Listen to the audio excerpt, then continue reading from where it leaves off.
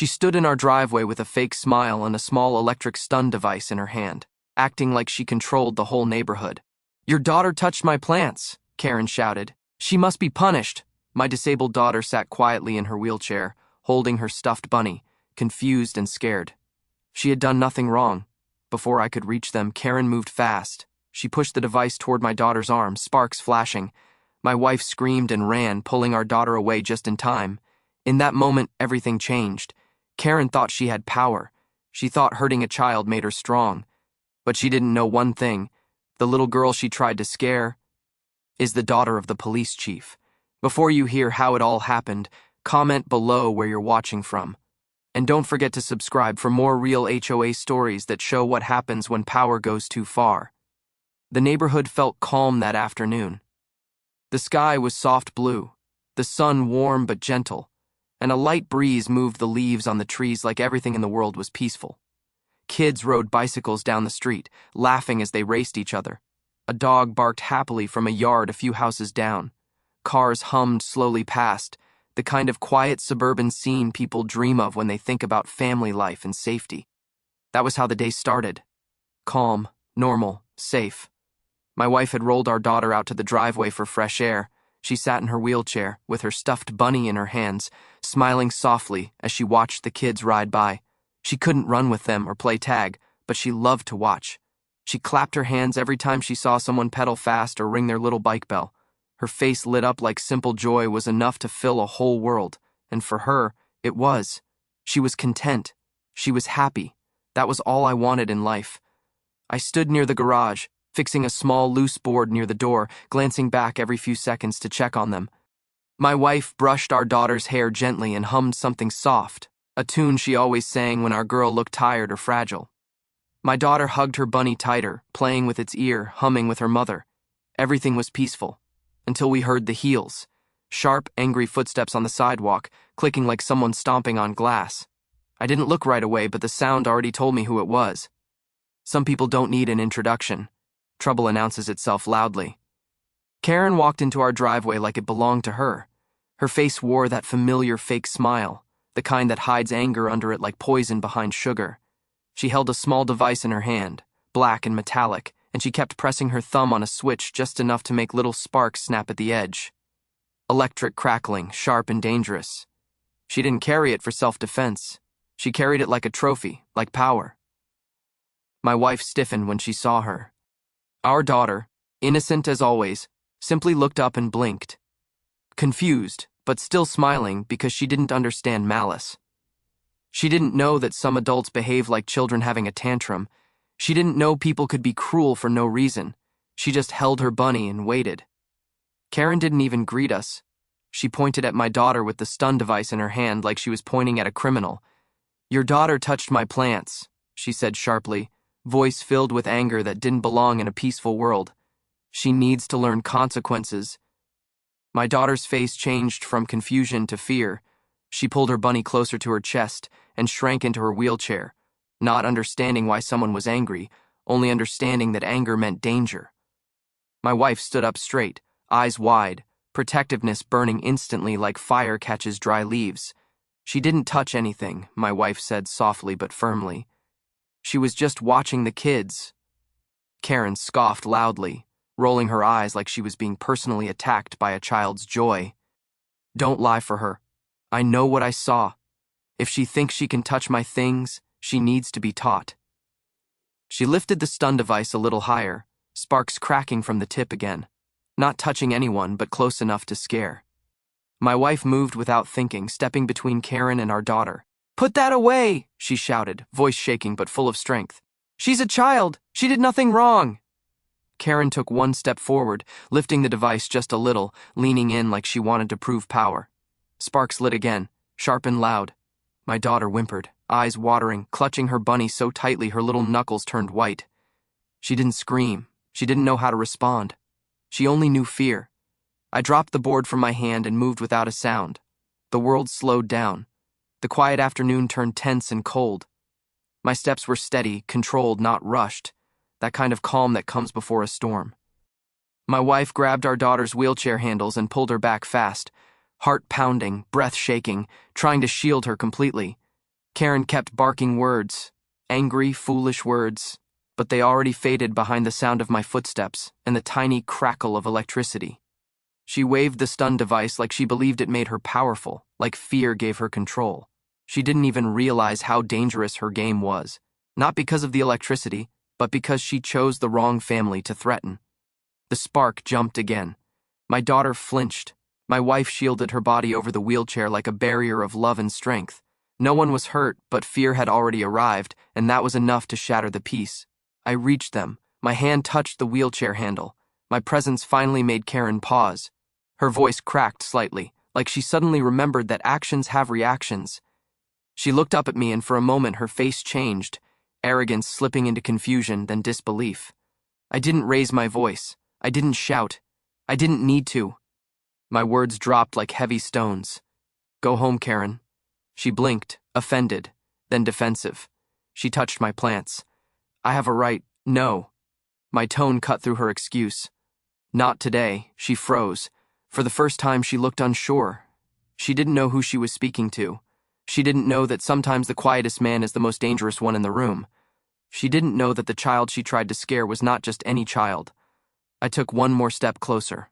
Calm, firm, unshakable. You just threatened the daughter of the police chief. Her face drained of color. Her mouth opened, but no words came out. Sparks on the device crackled once more, then died, as if even the weapon knew the moment had changed. The air didn't move. The world didn't breathe. Only silence lived in that driveway, a silence louder than any shout. And in that silence, one thing became very clear. She had crossed a line she never should have approached, and the consequences were just beginning. The moment Karen finally turned and walked away, the air felt thick, like the world had been holding its breath and didn't know how to exhale again. Her footsteps faded down the sidewalk, sharp and angry, but my mind stayed stuck in that moment where sparks flashed too close to my little girl. My wife knelt in front of our daughter, brushing hair from her face, whispering soft things to calm her shaking breath. My daughter clutched her stuffed bunny so tight the toy's ear bent sideways. Her eyes were wide, not crying anymore, just scared in that deep, quiet way children feel when they don't understand danger but know it was real. Her lips trembled a little, and she whispered, "Mommy?" Voice small, unsure, as if she was asking if the world was safe again. I crouched beside them, gently touching my daughter's arm like I needed to feel for myself that she was unharmed. The spark hadn't touched her. No mark, no pain, just fear.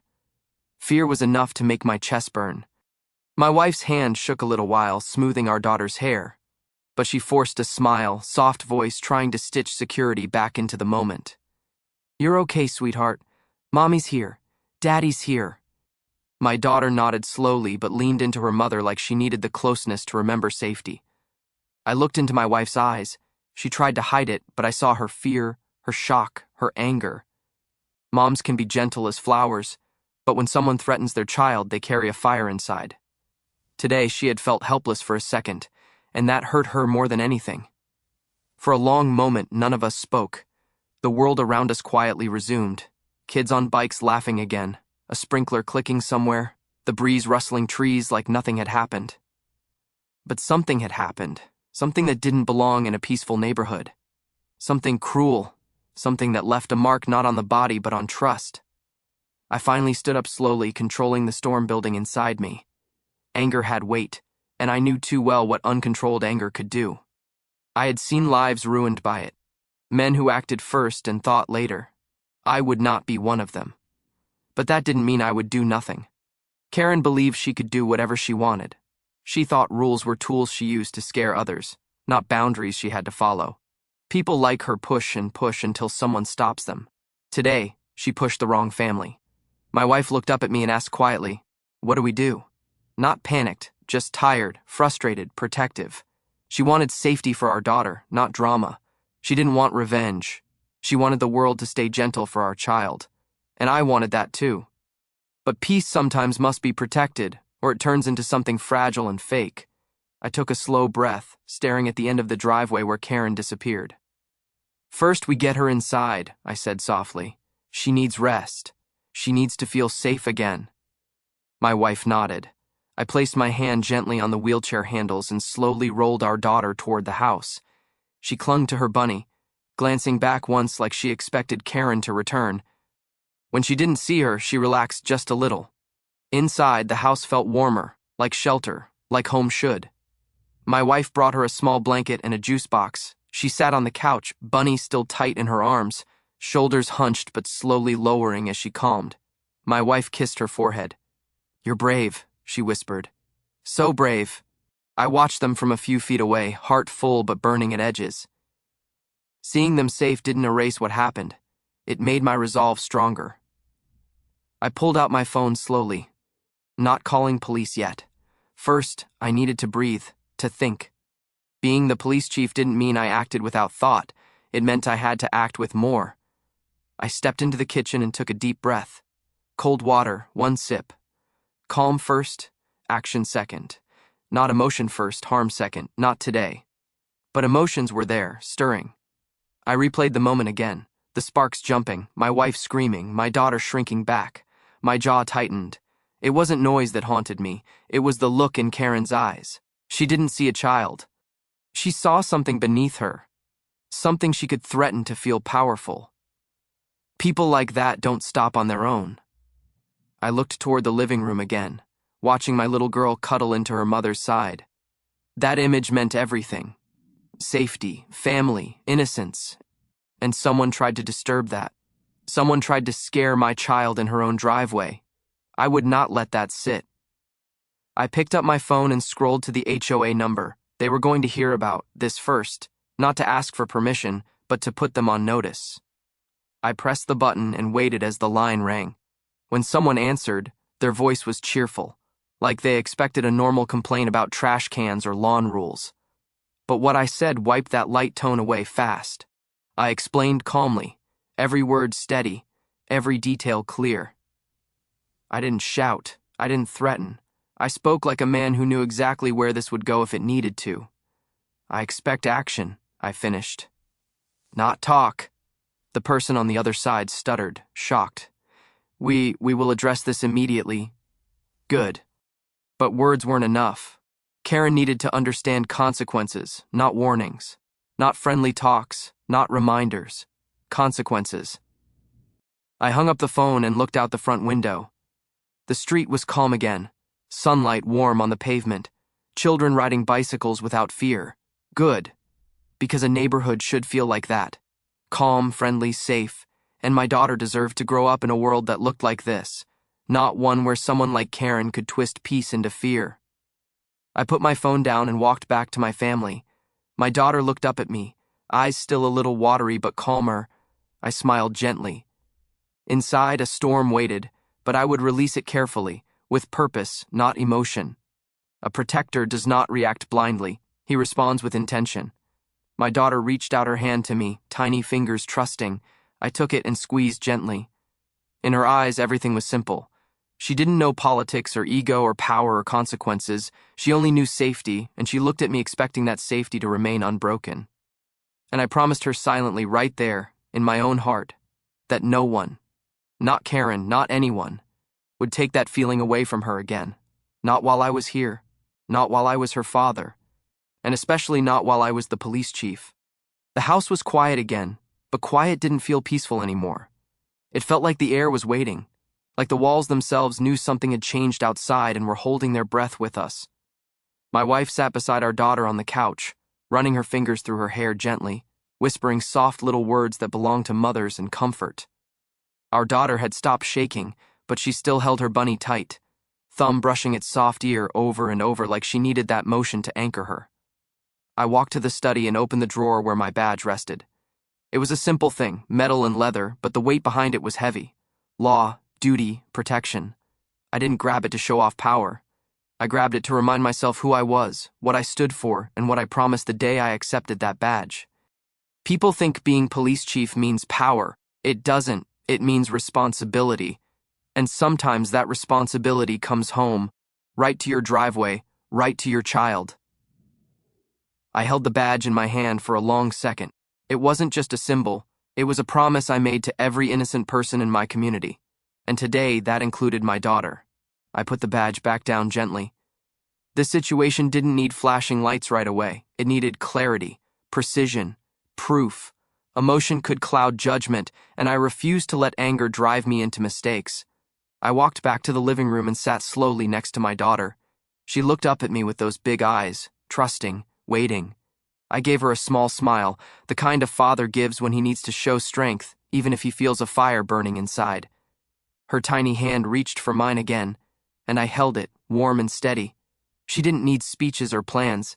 She needed presence. My wife's eyes followed me, silent questions inside them. "What now?"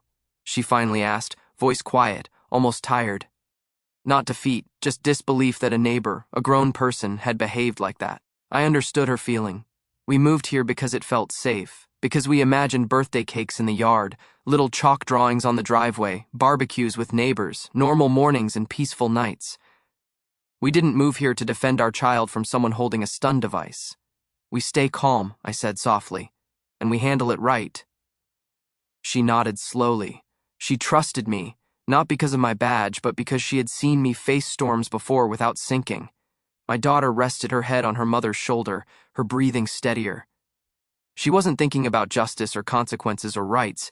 She was thinking about her bunny, her blanket, the safety she knew we always gave her.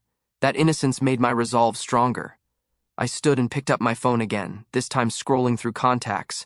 Not HOA, not anger. Someone else, someone who lived across the street. Our neighbor, Mrs. Reynolds. She was out front when everything happened. She had seen Karen walk up. Maybe she recorded. Maybe she heard the sparks. I called her. She answered with concern already in her voice. "Is your daughter okay?" she asked right away. No small talk, no hesitation, just the question that mattered. "She's safe," I replied. A little shaken. "That woman is out of control," she said, voice tightening.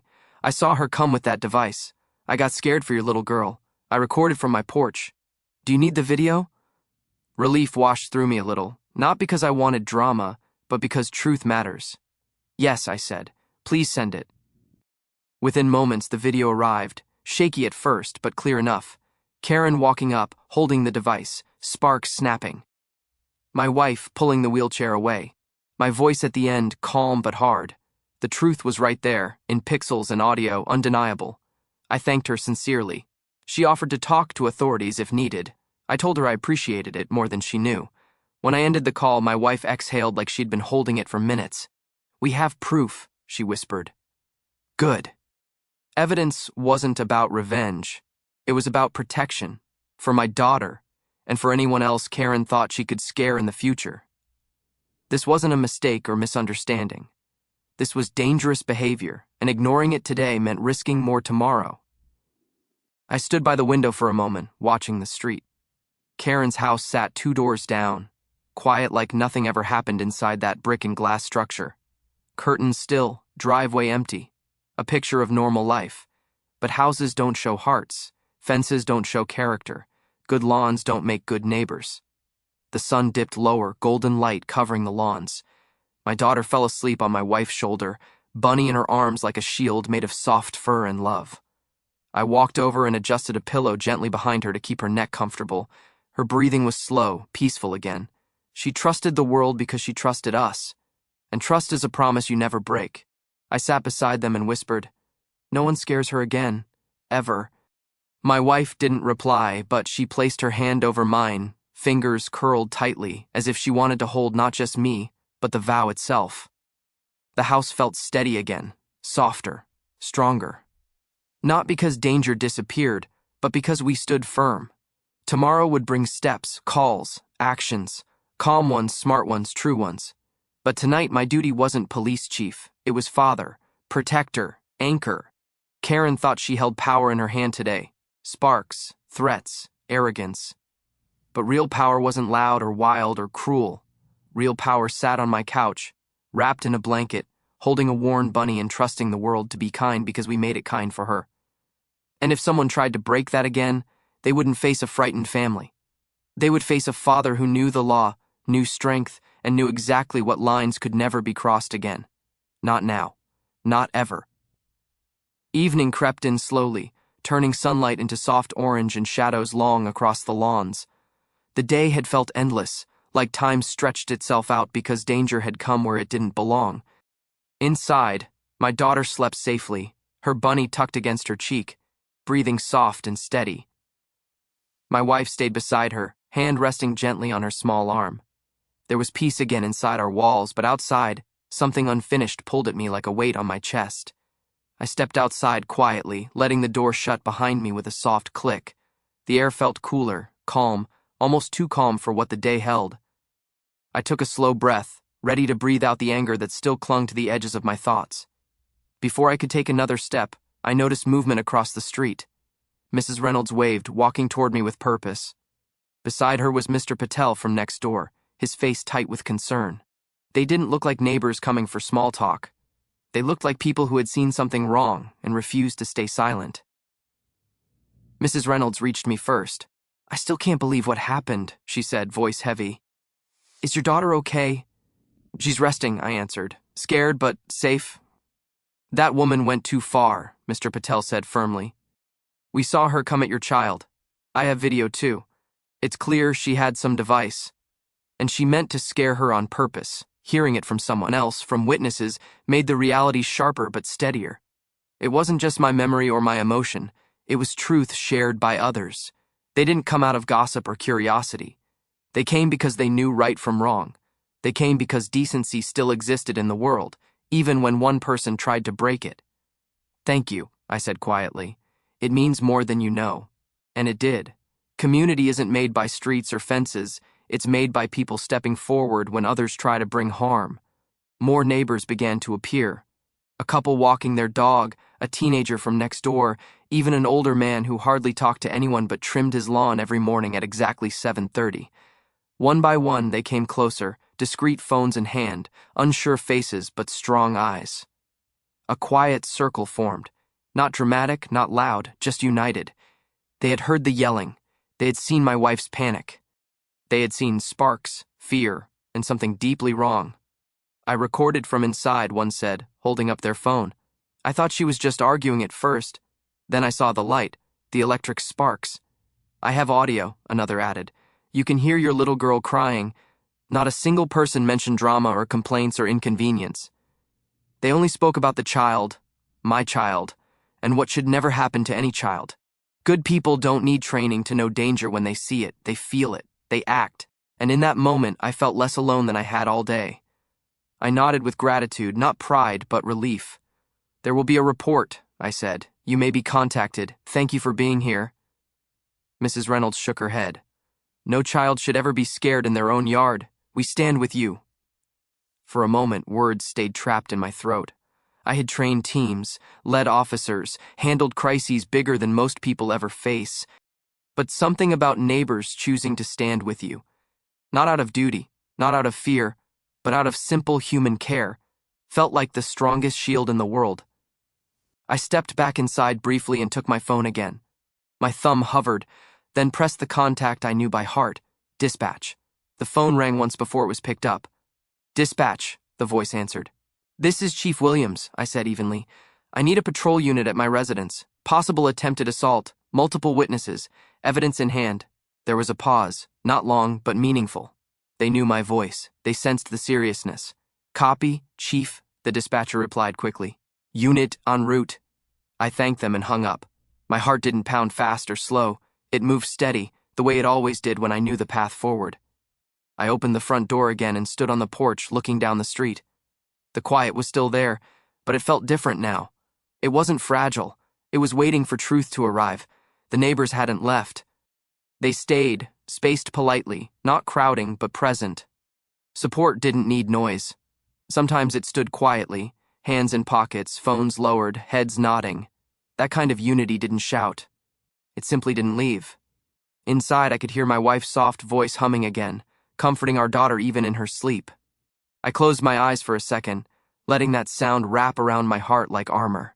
No matter how strong I was in my job and my training, nothing made me feel more powerful than knowing my family trusted me. Minutes later, 2 patrol cars turned the corner, lights off to keep the neighborhood calm but unmistakable in authority. They slowed, then parked gently at the curb. 2 officers stepped out, young, respectful, alert. They saw me, nodded once, then walked up the path. Serious eyes, steady steps. They weren't visiting the chief. They were responding to a father.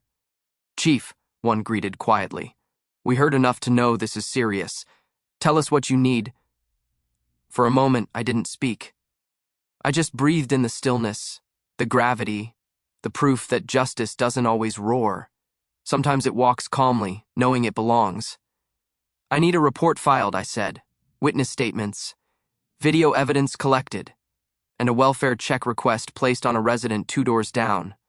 We proceed by the book." Both officers nodded. They didn't ask why. They didn't doubt.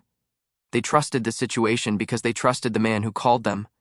That trust wasn't earned in one day. It was earned in years. Long nights, tough cases, choices made when nobody watched. The officers spoke gently with the neighbors, gathering statements, taking phones briefly to save clips, writing notes.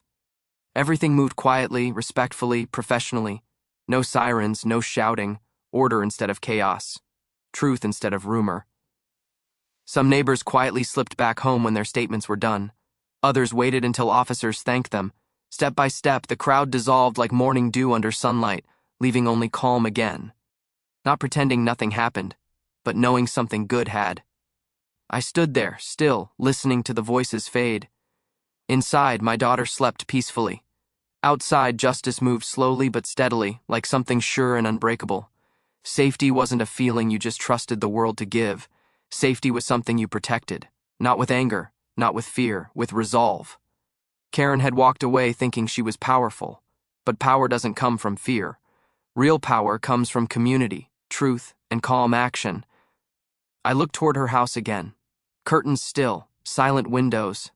A home that held pride earlier now held quiet, tense uncertainty. The kind that arrives when someone realizes their choices were seen, recorded, judged not by emotion, but by witness and law. Tomorrow would come with more steps. But tonight, justice had begun its quiet walk. I turned and went inside, closing the door gently. My wife looked up from the couch, question in her eyes. I gave a small nod, not triumphant, but steady. Her shoulders relaxed. She leaned her head against our daughter's. Everything wasn't finished, but it was moving. And the world felt just a little safer again. The evening deepened into night, soft street lamps flickering on one by one like quiet guardians. The officers had finished taking statements, gathering evidence, speaking calmly to the neighbors. Inside our home, the world was peaceful again. Warm lights glowing in the living room, the soft hum of the refrigerator in the kitchen, my daughter breathing gently as she slept on the couch under her blanket, her bunny tucked safely against her cheek. My wife sat beside her, eyes tired but calmer now that action had begun. She gave me a small nod, reassurance passing between us like an unspoken promise. I stood by the doorway for a moment longer, hand resting lightly on the frame, steadying myself. Anger could not lead, only duty. I had to be father first, protector always, but also leader, clear and firm. When I stepped outside again, the officers waited near their patrol cars, lights quietly pulsing across the pavement, blue and red reflections dancing on the windows of houses. The neighborhood was still, but not afraid, not anymore. It felt like a community watching truth move forward. One officer approached me. "We're ready, Chief," he said quietly. "Do you want to speak to her first, or should we?" I shook my head. "We do this properly. By the book, respectful and firm." He nodded once, understanding fully. This wasn't revenge. This was accountability. We walked down the street together, calm steps echoing on the sidewalk. Porch lights glowed softly from neighboring houses, curious eyes behind curtains, but no one came out. They didn't need to. They had done their part. Now it was time for us to do ours. Karen's house sat 2 doors down, lights inside still on.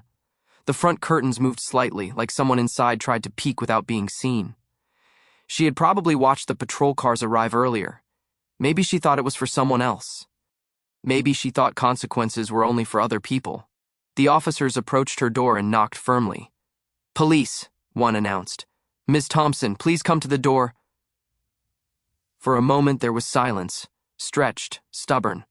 Then footsteps quick and angry, like someone ready to argue instead of understand. The door swung open, and Karen stood there, arms crossed, chin raised, eyes filled with disbelief and irritation. "What now?" she snapped, voice sharp. "Are you all here because someone had their feelings hurt?" Her tone tried to sound calm, but her tight jaw betrayed her. She expected annoyance, not justice. She expected her anger to mean control again. The officer didn't raise his voice, didn't match her tone. "Ma'am, we need to speak with you about the earlier incident involving your neighbor's child," Karen scoffed loudly, waving her hand. "Oh, that? I was just teaching them discipline. Parents these days raise weak kids. Someone has to show them rules matter." The officer's face didn't change, professional, steady. "Ma'am, please step outside." She hesitated, then stepped onto her porch, still acting like this was a misunderstanding she would talk her way through. "This neighborhood is going downhill. I try to help, and suddenly the police show up like I'm the problem." The moment felt heavy, that space before truth arrives. The officer looked at me briefly. I nodded once. He turned back to her. "Ma'am, at this time you are being detained for attempted assault and endangerment." Her face froze. The fake confidence cracked instantly. For the first time, she looked unsure. "A assault? What? No, that's ridiculous. It was just a warning." The officer remained calm. "You threatened a disabled child with an electronic device. Witnesses recorded the event. You attempted to cause fear and harm." Karen pointed at him, voice rising, shaky anger blending with fear. This is insane. You can't just arrest me because someone didn't like my tone." My voice cut in then. Steady, low, controlled. "Tone didn't bring police here. Your action did." She turned toward me, eyes snapping wide. "You again! Why are you even involved? This is between neighbors. You think you can boss everyone around because you like playing police?" I stepped forward slowly, calmly, not to intimidate, but to clarify what she refused to see. I didn't yell. I didn't gloat. I simply reached into my pocket, pulled out my badge, and held it at chest height, open and unmistakable in the porch light. "I am the police chief." Silence fell like a heavy stone. Her mouth opened, but no sound came out. The truth landed harder than any shout could. Her eyes darted from my badge to my face, trying to make sense of it, trying to find the power she thought she still had. But it was gone. Not because I took it, because she misused it and it collapsed on its own. You can't," she whispered, but there was no force behind her words now, only disbelief and shrinking pride. "Yes," I replied evenly. "I can, and I will. Not because I am angry, but because no child deserves fear, and no adult should believe they can harm with no consequences." She looked smaller suddenly, her shoulders folding inward, her arguments evaporating under the weight of reality. For once, she didn't have the loudest voice. The law did. The officer stepped forward again. "Ma'am, turn around. Hands behind your back." She complied slowly, confusion and shock replacing arrogance. Her hands trembled slightly. She whispered one thing, shaky and small. It was just a warning. The officer spoke softly but firmly. "Warnings don't include electricity." He cuffed her gently, no force, no display, just procedure, and guided her toward the patrol car. She walked stiffly, staring straight ahead. The world suddenly too real, control gone. Neighbors watched through windows, silhouettes behind curtains, quiet but present. Not cheering, not mocking, just observing justice. Fair, calm, firm. I didn't feel joy. I didn't feel victory. I felt peace returning, like a tight knot loosening slowly. The officer closed the patrol car door, then returned. "We'll take her in and file everything tonight. You've got full witness statements, clear video, and multiple confirmations."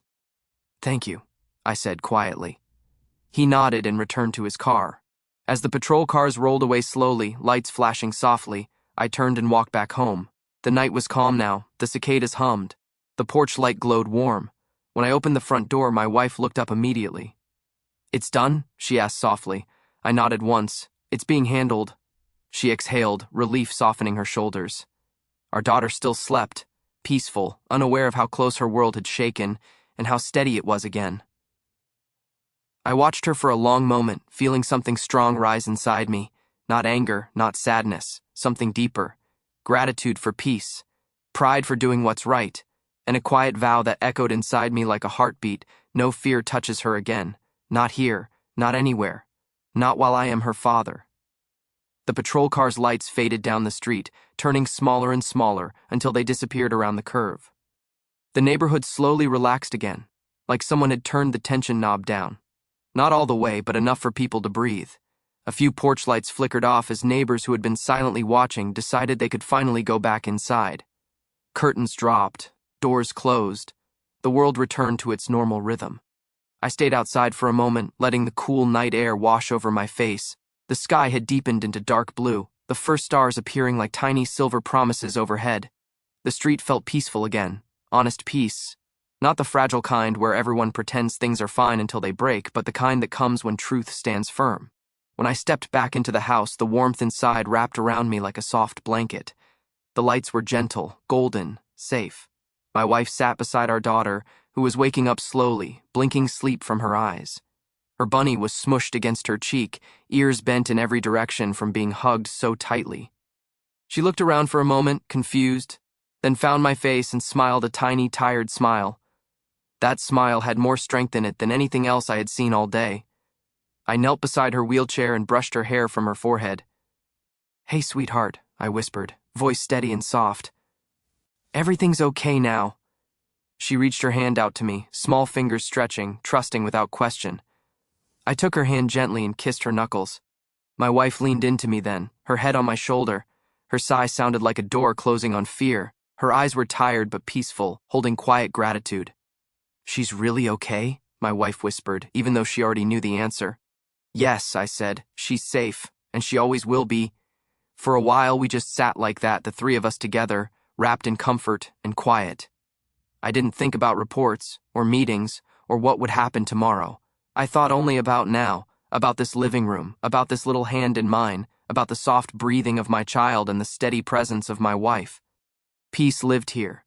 And peace, once regained, felt precious. My daughter hugged her bunny and leaned forward just enough for me to lift her gently from the couch.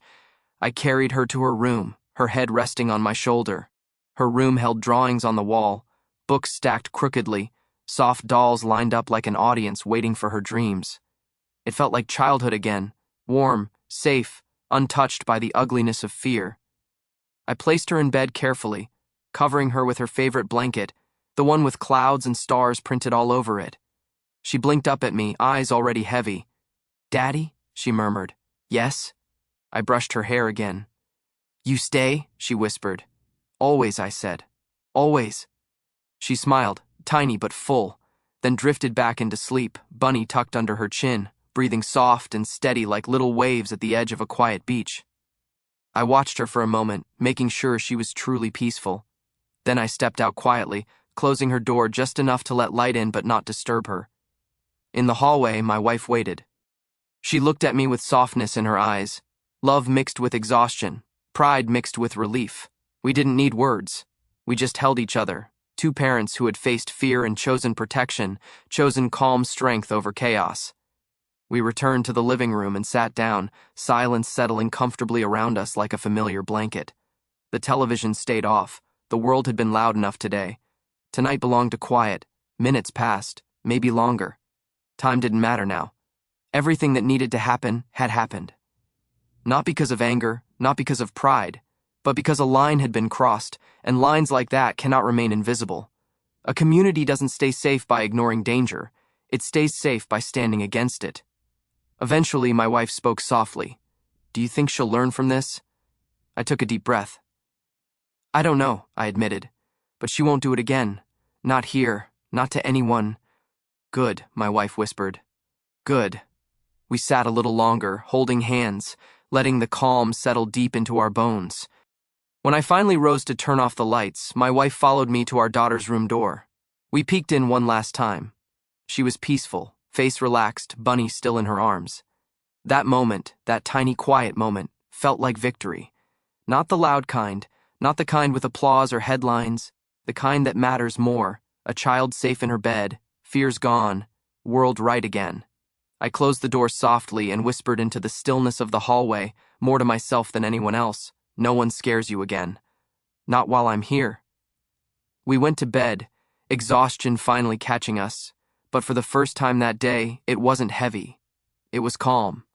The world outside could spin, Rules could be argued, neighbors could choose kindness or cruelty, but inside this house, safety lived. And tomorrow, life would begin again. Breakfast smells, laughter, cartoons, bunny hugs. Normal life. Good life. The life she deserved. Some people think strength is shown through power or shouting or winning arguments, but today proved something else. Strength is a quiet father kneeling beside his child, a mother shielding with her body, neighbors stepping forward without being asked, officers handling justice calmly, a child falling asleep safe again. Strength is choosing protection over pride. Strength is keeping peace without letting harm through the door.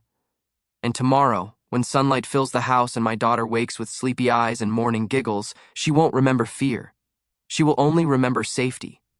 That is my victory. That is my duty. That is my promise. And I will keep it.